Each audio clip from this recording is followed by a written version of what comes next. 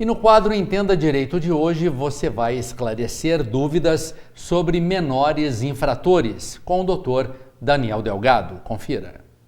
Nos últimos dias foi anunciada aqui em Guaxupé a construção de um centro de acolhimento provisório para menores infratores. Os menores infratores são aquelas pessoas com menos de 18 anos que cometem infrações. E por isso o Dr. Daniel Delgado está aqui com a gente hoje e vai trazer mais informações para a gente sobre este assunto. Seja bem-vindo, Dr. Daniel, Entenda Direito. Eu que agradeço. Dr. Daniel, o que são, os menores infratores de acordo com a lei? Os menores infratores que estão discriminados no Código da Criança e do Adolescente são os menores que praticam atos infracionais, pequenos furtos, chegam até a cometer homicídios. Adolescentes que estão aí tendo acesso à arma de fogo e praticando roubo à mão armada, o latrocínio. Então, são esses menores que, na sua maioria, têm influência dos maiores que pertencem ao crime organizado para praticar assaltos a bancos, a supermercados, a postos de gasolina, furtos em residência e até também assaltar as pessoas, de preferência as pessoas de idade mediana ou de idade já superior a 60 anos. Doutor Daniel, o senhor acredita que, por serem menores, os maiores de idade aproveitam dessa situação? Sempre aproveitou.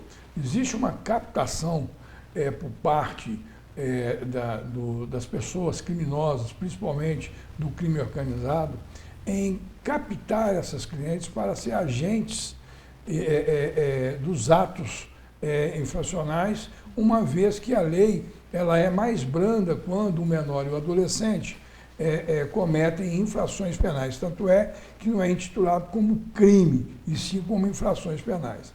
O que ocorre muitas vezes, Lara, e o telespectador tem que entender, é que nós não temos políticas públicas, o Estado, a Federação e a própria município não tem políticas públicas, não tem recursos financeiros e não tem contingente para resolver o problema na base. Nós tínhamos aqui e temos, com muita dificuldade, entidades que abrigavam as crianças para que os pais pudessem trabalhar em horário integral. A exemplo da Casa da Criança, da qual fiz parte por 17 anos, o Horto Florestal tem um projeto também idêntico ao da Casa da Criança. Eu vejo uma situação que só se combate a criminalidade juvenil e infantil a partir do momento que o jovem tenha uma terapia ocupacional. A educação e o lazer, o esporte, estaria aliado a isso. Hoje nós temos que ter o jovem, a criança e o adolescente em horários integral em entidades que apresentem a eles oficinas vocacionais após um teste psicológico nesse sentido, que passem por uma supervisão psicopedagoga nesse sentido e que dê reforço escolar, exemplo que a Casa da Criança fazia. Na minha época, nós tínhamos lá 22 oficinas aproveitando. E as crianças que estavam internadas na Casa da Criança, eles não eram menores infratores, eles ficavam lá em razão dos pais não terem lugares para deixar enquanto exercia a sua atividade. Evitar que se tornassem menores infratores. Sim, evitar que se perca o jovem para o tráfico, que aí a função deles é mula, é o leva e traz e recebe e entrega para o traficante, ou a facilitação da captação para a prostituição infantil também. Que acontece muito. Acontece, isso não é particularidade de cidade do interior, não. Isso se arrasta ao Brasil inteiro. Essa é uma realidade. Entendi. O centro de acolhimento seria uma opção?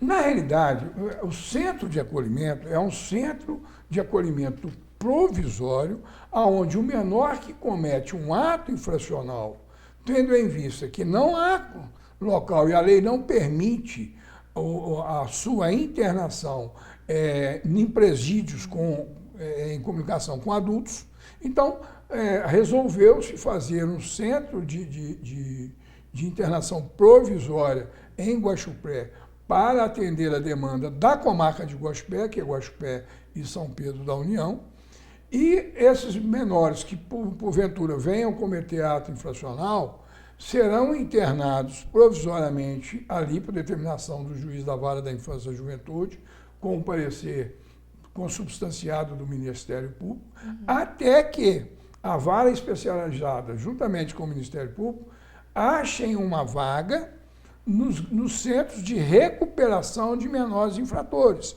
que nós temos hoje em torno de 13 centros de recuperação de menores infratores no estado de Minas Gerais, superlotado. Superlotado. E esses centros, eles realmente auxiliam nesse processo ou o senhor acredita que não melhora, não piora? Eu acredito que melhora. O que ocorre é que você não pode ter uma população internada, a exemplo do Centro de Recuperação de Menor Infrator de Juiz de Fora. A capacidade do Centro de Juiz de Fora está estourada, é uma capacidade para 300 menores infratores e tem lá hoje em torno de mais de 1.200 menores infratores. Por quê? Porque o Centro de Recuperação de Menor Infrator de Juiz de Fora recebe menores de mais ou menos 40 cidades da Zona da Mata. Estou falando isso porque estou lá sempre em Juiz de Fora, todo mundo sabe que eu sou de Lima Duarte, minha filha mora em Juiz de Fora, então estou sempre tendo esse acesso. Então não existe. Quer dizer, o contingente que trabalha no Centro de Recuperação de Menor Infrator é muito menor para atender a demanda, porque você tem que ter psicólogo, psicopedagoga, você tem que ter professores de educação física, de artes, desenvolver estudos dirigidos ali dentro, e você estoura a capacidade, a exemplo dos grandes presídios ou os pequenos presídios que têm uma capacidade de absorver um número X e absorve 3, 4 vezes mais um número daquilo que seria devido. Quando a gente fala em menor infrator, a gente lembra também da maioridade penal. Sim. Esse é um tema que a gente precisa discutir, né? É muito discutido nas escolas hoje em dia, foi tema de redação de Enem já. O senhor acredita que reduzir a maioridade penal vai melhorar? Não. Eu não acredito nesse tipo de processo. Sou contra a minoridade penal por vários fatores. Eu acho que quem não quer ter infrações penais cometidas por adolescentes no seu município, inverte o processo. Vamos investir em escolas com horários integral, vamos investir em escolas de natação, de futebol feminino, masculino, de vôlei, de terapias em grupos. Nós temos, a exemplo, cito a Casa da Criança, porque fiquei muito tempo lá, nós descobrimos vários talentos na música, na arte, no desenho, na pintura, em percussão, instrumentos de percussão. A Casa da Criança chegou a ter uma escola de samba, na minha época, com mais de 150 figurantes. Nós chegamos a ter um coral, né? Chegamos a ter trabalho circense, uma atividade circense, um grupo de adolescentes que faziam panfletagem no município, utilizando-se de perna de pau e apresentações em praças públicas. E nós não perdemos, pelo menos no meu período, e tenho certeza que depois que eu saí, nós não perdemos nenhuma criança que frequentava a Casa da Criança e que frequentava o Horto em Guaxupé para o crime. Tenho certeza disso. Se perdeu, foi alguma coisa que os pais tiraram do convívio lá na Casa da Criança. Mas eu posso assegurar que enquanto lá estiveram, não perdemos criança e adolescente nenhum para a área criminal. Doutor, e a gente precisa falar sobre a vulnerabilidade dessas crianças, né? Tanto com relação ao tráfico, à prostituição, o senhor já comentou mais ou menos sobre isso? Olá, telespectador, existe uma situação seguinte. Os pais querem transferir a responsabilidade da educação do menor e do adolescente ao poder público, que seriam as escolas. Em razão disto, para a criança e o adolescente, tudo pode. A lei protege a criança e o adolescente. Mas não há nenhuma lei que protege o educador. O educador sempre ele é penalizado porque ele não pode chamar atenção, ele não pode dar um beliscão, ele não pode colocar de castigo, porque vem o pai em defesa do filho, e aí vai processar a escola, a diretora da escola, o serventuário da escola. O que nós temos que analisar é o seguinte: o adolescente, o menor infrator, ele não tem limite. Ele não tem limite por quê? Primeiro, ele geralmente ele é oriundo de pessoas de baixo esclarecimento, de baixo nível cultural, moram em lugares ruins. E segundo, não há diálogo entre pai e mãe. Não existe um conceito familiar de sentar na mesa, de conversar, reservado às suas proporções, respeitado as pessoas de classe média. Esse é o primeiro problema. Segunda situação, eles não respeitam a escola nem o professor, não respeita nem juiz nem promotor e não respeita a polícia civil nem a polícia militar. Para eles tudo podem. E por outro lado, nós temos uma dinâmica que é o conselho tutelar, que muitas das vezes está muito mal aparelhado e que ele está em defesa do menor e do adolescente. E nós temos uma outra figura, que é o comissariado de menor, que teria que estar presente dentro da sociedade, aonde tem o conselho tutelar, que não é remunerado, não tem sede própria, não tem estrutura nenhuma, não tem viatura e conta com a benevolência daquela pessoa que voluntariamente é nomeado pelo juiz da Vara da Infância e da Juventude como comissariado menor, aonde vai fiscalizar bares, casas noturnas e etc, se estão vendendo ou não bebida alcoólica ou drogas similares ao menor e adolescente. Então, nós não temos contingente para isso. Primeiro, porque não é remunerado. Segundo, porque não tem estrutura. Então, nós ficamos à mercê do poder econômico, do crime organizado, que investe dinheiro em famílias de baixa renda. Sim. Porque todo menor e todo adolescente, ele quer ter o celular da onda, ele quer ter a calça de marca, ele quer ter a bicicleta dele, a mais bonita e etc. E isso aí, quem proporciona isso às pessoas que estão em estado de vulnerabilidade é o crime organizado. Então, não tem como, a disputa é muito desigual. Sim, doutor, no caso dos menores que não têm mais família, não têm mais os pais, a adoção seria uma opção? Olha, o sistema de adoção no Brasil, ele já evoluiu muito, mas evoluiu em passos largos. Ele teria que ser em passos mais rápidos e a dinâmica mais fácil. O processo de adoção no Brasil ainda ele é moroso, ele é demorado.